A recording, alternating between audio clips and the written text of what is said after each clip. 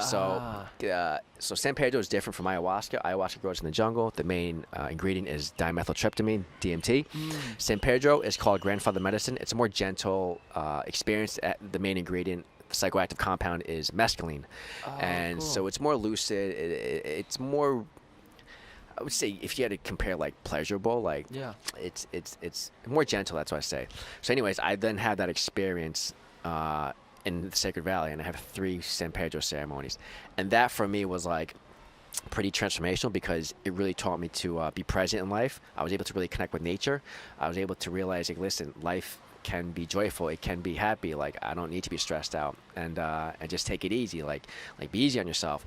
And so that was pretty powerful for me to see life also in a different perspective from working with San Pedro. So I come back to Thailand. And I'm just like, wow, I just had these 6 weeks of like transformational experiences. And so, like I said, I then moved to Chiang Mai. So that year, it's like, like you said, I'm still doing the drop shipping. And then what happened? I was curious. That's how you're kind of still making money at this point? That was right before I got into drop shipping. So yeah, I come back to Phuket for a month and a half, do the drop ship lifestyle, and then move to Chiang Mai. Gotcha. So yeah, okay. so that's like the first chapter. So I get up here, and then at the end of this year, I'm like, I gotta go back to visit my family again. My brother's not having a baby, right. So they get married. Now he's having a baby. So geez, now I gotta come back and do my yearly visit. Back. Exactly. So I'm like, I'm gonna go to South America again. So dope. this time I'm like, let me go to Ecuador instead, to a different retreat center. So I signed up for another 12-day retreat, go through that, and that is just another 12 days of like transformation ceremony. So we do ayahuasca and San Pedro. I then meet the shaman that I'm currently working with, Santiago. Cool. He's at this retreat center. He's a San Pedro shaman. I have one of the most transformational experiences also. I would say he's a San Pedro shaman. And I would say the way that I would describe it is the next morning I woke up, I was crying, and I was like, I felt like whatever blockages, like when you look at a car engine and you get like an oil change, like you see like cobwebs. Yeah. I felt like my heart, he like took all the cobwebs out and he polished it. And so like I was super sensitive. I'm already a pretty sensitive guy, but like I was just like super sensitive to emotions, to other people. I could feel things. 100. And I just felt something shift majorly inside. And I was like, I felt so connected to my heart at this point. Like, this is what inspired me to get that heart on my tattoo. Dope, dude. So I'm just like, wow, this is just even more growth. So I come back to Chiang Mai, and then that's kind of when I transitioned into the coaching. Gotcha. At that you still point. your dropshipping store, or you just let it? I still let it ride. I still ride. have it, but I don't really put much time Yeah. into it. So that's then when I come to the coaching, and yeah, that's I do coaching for the first year, and at that time. So I don't mean to interrupt. A lot of my friends and myself too who are interested in coaching, how do you get that off the ground? For any advice to people looking to start coaching businesses that are passionate about? I would say, man, like there's so many ways. There's so many different ways you can approach coaching. That's a thing. So it's like, how did you come at it? I hired a coach to help me kind of figure it out. But the thing is, like, at the end of the day, it's about you helping other people. Yeah. So find out what have you learned that you can then teach to other people and help them. That's the first step right there. It could be guys, for me, it could be guys that are 5 years younger than you, 6 years younger than you, that are going through the same issues that you're going through. And that's typically how I coach my guys. Who was the Chris, 26-year-old, right, that's going through the same issues? That's who I coach. So for anyone starting out, I would say start out that way. And that's the thing. It's just like the best way is just getting experience and just figuring out. Because there's no blueprint per se for coaching. There's so many different ways to coach, so many different styles of coaching. And it's just figuring out what works for you. And the thing is, we all have different hero's journeys. So one person's coaching style is going to be different from someone else's because it's based on their own personal experience. That's where you get the wisdom and the techniques. So that's kind of how I started coaching. And you're loving it? Yeah, I love it. Oh, yeah, cool. So that's the first year you just get a taste of coaching. You say, this is what I've been missing. This is what I was shooting for. Exactly. And you realize that it's kind of the younger version of you that you want to work with. Yeah. Okay. People who were like, oh, I'm not happy. I want to try something. I want to get into corporate career, or like I'm going through like heavy emotional depression or anxiety or stress. And so the first year I'm starting out like I'm not like crushing it, like I'm barely getting clients, but I then go back to South America for a third time, and this time I went to go bring my brother to an ayahuasca retreat. The middle or the youngest? The middle one. Oh, the cool. middle So one. you guys have kind of repaired your relationship at that point. Exactly. Gotcha. And so the thing, the first retreat really helped me change the relationship I had with my brother. Dope. So I wrote him a letter and just kind of explained cool. things. So it really opened up my heart to heal these And things. he's the doctor? He's the math teacher. Oh, the math teacher. Yeah, okay. yeah. So yeah, I'm like, you know what, Jeff? Like, if you want, come. I'll bring you to Ecuador next year. So I come back that year. So it's my third retreat at this point. Santiago, I go see him, and I then formed this relationship deeper with Santiago, the San Pedro shaman, the one that I'm running with retreats with now.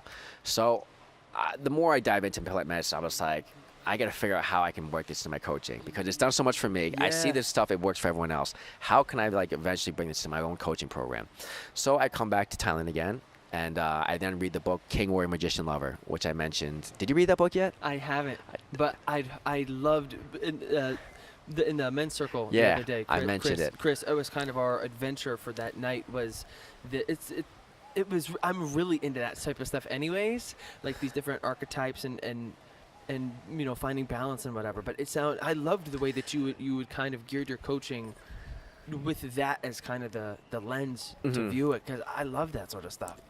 So that, I'll tie that into the coaching program, how I got into it. So I read that book in Bali. My good friend recommended it. So I read that book and I was like, holy shit, this is like a blueprint of like what I've been going through for the last 4 years of trying to heal myself and trying to figure out what my definition of what a man is. So I read that book and I'm like, all right. I also heard about the hero's journey at that point. Yeah. And we're on the hero's journey. And if you look at, for the viewers who don't know, the hero's journey is the archetype blueprint that Joseph Campbell wrote a book about. And you see this pattern in Star Wars and Gladiator. Everything. Buddha, Jesus Christ. And that's the thing. You can apply this to our own personal lives. You can see when we like went through an obstacle and then, you know, rebuilt ourselves and then transformed ourselves. Everyone's on this similar journey. So I was like, you know what? I want to create a retreat where I can guide guys to their own hero's journey with the combination of plant medicine, sacred ceremony, brotherhood, coaching, personal development. And so that was when the seed was planted.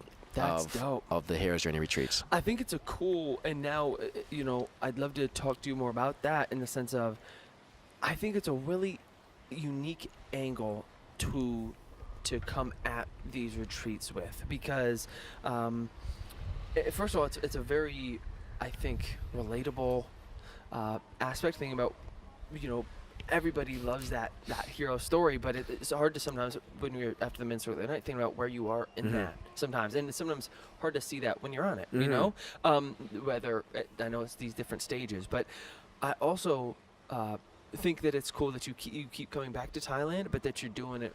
It's not just about like the plant medicine isn't just about. It's not just the aspect that I like that you're doing it right, that you like team, you know, because then you end up with like a lot of white dudes trying to like lead the same thing, like some, you know what I mean? I'm not trying to have like some dude in Berkeley lead me through this ritual, you know what I mean? Ceremony. So I think it's cool that you teamed up with it. It's legit. Yeah, you know the what I mean? indigenous shamans. Exactly. It's like a real. I don't want, you know, real in quotes, but you, with an indigenous shaman. So, and for folks that are listening also that are interested in this, talk to us a little bit about the retreat. What does it entail? How can they get involved with something like this? So typically all the retreats I've been to are 12 days. And so that's how I structure the retreat, 12 days. It sounds like a lot, but in those 12 days, we jam a lot in there and it goes fast. And so typically we're having a plant medicine ceremony almost every other day. So like I said, the main medicine we use are Ayahuasca and San Pedro. And so basically we open it up with like an opening blessing ritual where the shamans, because when you work with when you come into this world, it's a completely different reality than the modern world. You know, you have things like spirits, and the relationship with Mother Nature are huge, especially with indigenous cultures. There's a lot of respect and reverence for these things, and it's not just like that's why I don't like to use the word drugs. I use the word plant medicines, right? Because in their world, this is their pharmacy, this is their medical system. It's not like a Pfizer or all the pharmaceutical bullshit we got out here. So this is why I approach it in a very respectful way. So these indigenous shamans, you know, you think of like Native Americans in North America, they have their connection with spirit and nature, and that's how the South American shamans approach plant medicine and ceremonies as well. So in these ceremonies, we go through proper rituals and initiations to open up the retreat in a proper way where we ask for guidance and blessings. So we're protected basically. And so for the first day we have that, and we go on a hike. So we incorporate hikes and waterfalls and nature. Oh, cool. And that we use plant medicine as well.